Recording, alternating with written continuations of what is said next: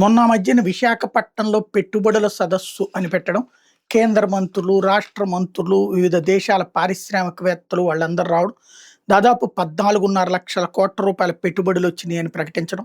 ఇప్పటిదాకా ఈ 18 నెలల్లో 20,00,000 కోట్ల పెట్టుబడులొచ్చినియి అన్నటువంటిది ప్రకటించడం. ఎంఓయు వేరు, పెట్టుబడి క్యాష్‌గా రావడం వేరు. అది క్యాష్ అవ్వడం వేరు. అవన్నీ తెచ్చేస్తాం ఈ 3 ఏళ్లలోనే మొత్తం గ్రౌండ్ అయ్యేటట్టు చూస్తామని బాబు గారు చెప్తున్నారు. అందులో సగమైన గ్రేటే. ఎందుకంటే గతంలో 20,00,000 కోట్ల రూపాయలు 5 ఏళ్లలో చూపించారు. తీరా చూస్తే అది చేతికొచ్చేటప్పటికి 38,000 కోట్లో ఎంతో గ్రౌండ్ అయింది. జగన్ టైంలో 14,500,00,000 కోట్లు చూపించారు. 85,000 కోట్ల దాకా గ్రౌండ్ అయినాయి. ఇది ఓవరాల్ పిక్చర్. ఇప్పుడు 20,00,000 కోట్లు అంటే అందులో ఓ 1,00,000 కోట్లు గ్రౌండ్ అయినా గ్రేట్‌గానే ఉంటుంది. ప్రస్తుతం ఆ వ్యవహారం నడుస్తుంది. ఈలోపు దావోస్ క్రిందటిసారి వెళ్లి రిక్తహస్తంతో తిరిగి వచ్చారు. ఒకప్పుడు దావోస్ సదస్సు అంటే ప్రపంచ పారిశ్రామికవేత్తలందరూ అక్కడికొస్తారు, పెట్టుబడులు పెట్టేస్తారు అన్నటువంటి ప్రచారం చాలా ఘనంగా జరిగేది.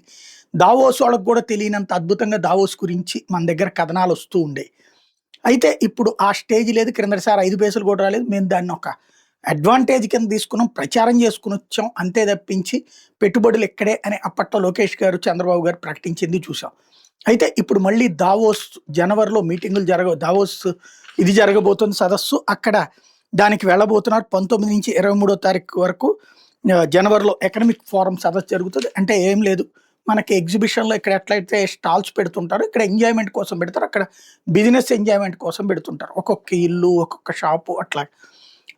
ఈ పెద్ద పెద్ద నాయకులందరూ కూడా అక్కడ ఏ తొడతొక్కుడు వ్యవహారం లేకుండా, అంటే జనాలు వెనకాల తోసుకోవడాలు, తొక్కుకోవడాలు, హంగామా లేకుండా కూల్‌గా బడా పారిశ్రామికవేత్తలు వస్తుంటారు. వివిధ దేశాల నాయకులు వస్తుంటారు.